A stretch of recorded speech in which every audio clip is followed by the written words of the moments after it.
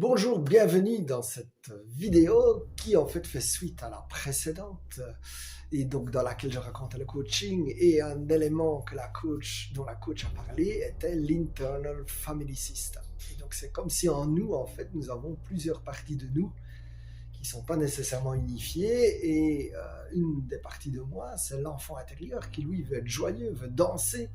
Mais une autre partie de moi, c'est un peu l'adulte réprobateur, ou je ne sais pas trop comment l'appeler, ou en tout cas, lui, il étouffe plutôt l'enfant, et l'enfant, lui, veut prendre de la place. Et donc, la psy me disait, ça vaut peut-être la peine de regarder pourquoi le réprobateur est comme ça, quels sont ses besoins qui ne sont pas satisfaits, et comment on peut un peu le calmer pour qu'il soit moins réprobateur.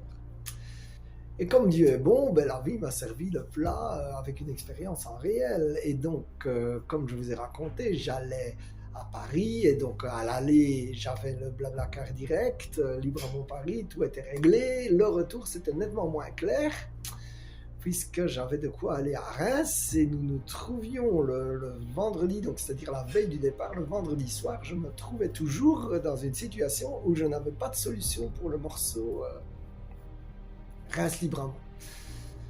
Et donc, je n'étais pas très à l'aise, mais j'ai dit non, le Seigneur va pourvoir. Et donc, il y avait vraiment un espèce de combat entre la foi et le doute.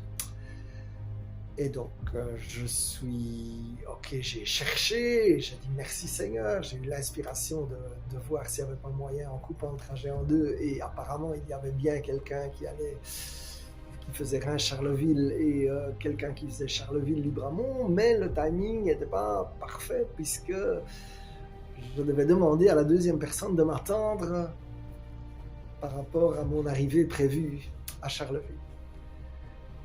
Et donc j'avais fait tout ça le vendredi soir, mais le samedi matin, lorsque j'ai quitté Libramont pour Paris, en fait, j'avais toujours pas la réponse du dernier Blablacar, et je me suis clairement rendu compte qu'un des casseurs de joie, en fait, c'était mon insécurité.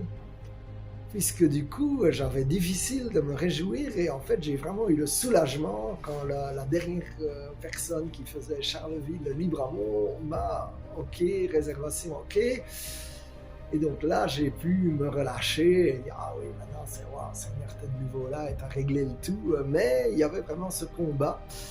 Et alors j'admire, en fait, je vais à Paris et l'enseignement, c'était les deux angles d'attaque, en tout cas selon le prêtre qui parlait, le père Coelho, les deux angles d'attaque de l'ennemi, c'est l'identité, puisque quelque part il dit le contraire de ce que Dieu dit. Hein. Dieu dit tu es mon fils bien-aimé. Dieu le dit à Jésus, mais à travers Jésus il le dit à nous aussi, et l'ennemi dit si tu es le fils de Dieu. Mais une autre zone d'attaque est justement la foi, et donc l'ennemi utilise pour nous faire douter si Dieu ne te répond pas, etc. Et ça, c'est une autre zone de combat. Et donc, en fait, je l'avais vécu et je me rends compte que si je suis honnête avec moi-même et dans la vérité, eh bien, j'ai bien plus d'insécurité que ce que je veux bien le dire. Maintenant, elle a quand même un côté avantageux puisque les gardiens, nos gardiens, quelque part, c'est aussi l'humilité.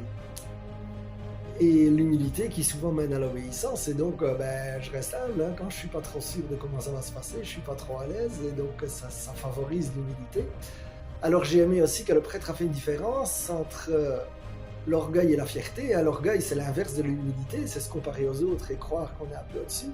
Alors que la fierté, c'est ce qu'on a réalisé. Et ça, on a tout à fait le droit, j'irais quelque part dans le sens positif, d'être fier de ce qu'on a réalisé. Ou par exemple, dans mon cas, pendant que j'étais à Paris, mon fils a gagné ses 3 matchs de tennis de table, ce qui le fait monter de classement, en tout cas à cet instant, et donc j'étais très fier de lui parce que je me dis waouh, il est parti vraiment sans aucun dans sa famille qui a fait du tennis de table ou quoi que ce soit.